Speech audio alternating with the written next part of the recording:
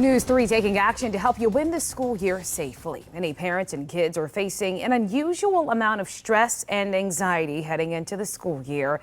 But there are ways mom and dad can keep everyone's sanity in check as they log on for class. A local psychologist explains how those signs and when it may be a good time to get professional help. Here's our conversation. As families are going into this school year, what are some ways that they can create an environment that will be good on their mental health as they're trying to balance work and school and just life in general? Create schedules as best you can, but know that you have to be flexible with your scheduling. Have designated work areas. Everyone doesn't have, an office setup. And by looking at social media, I've seen so many people with these Design Star-esque challenges going on, where they're setting up rooms for their children, and that's great. But some people just have a corner, and that's okay. Just have a dedicated area. Have a time where you turn it on and you turn it off, so you can have that work-life balance or work-life integration. And then be present. Be present for the people who are important when it's, the time to be present. Get sleep. Our immune systems will thank us if we also address our physical health. Talking about the exercise piece, is it important for parents to figure out, on top of everything else they're doing, but to make it a priority a few days a week to make sure the kids are getting physical activity, make sure they are getting outside and moving their bodies, maybe even as a family activity to make sure they're still doing that to help their mental health too. We need proper nutrition. We need exercise. We need water. We need sunlight. So air, rest. So it is important to get out as a family. You don't have to pay for a gym membership to go take a walk around the neighborhood. You don't have to pay for a membership to go, walk on the boardwalk if you have access to the beach.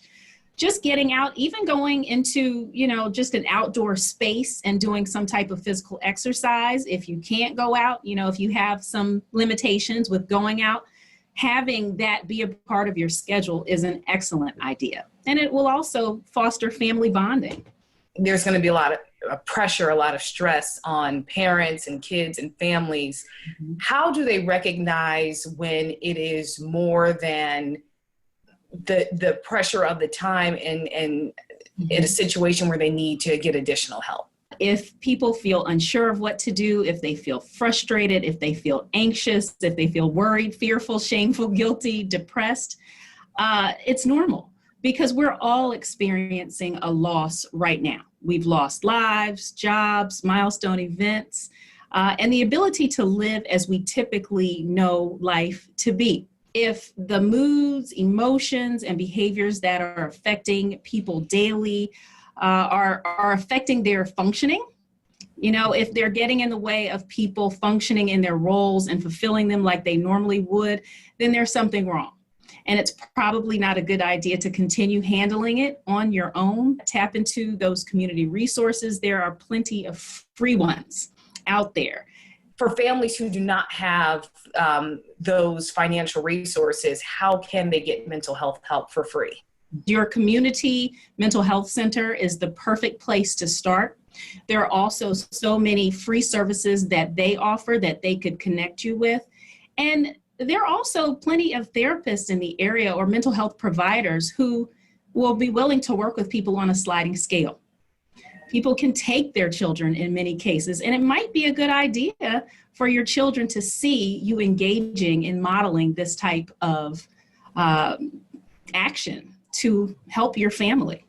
The same way we would go to the doctor for a checkup. Yes. It's the same. Physical health. Exactly. It's the same. That mental health hygiene.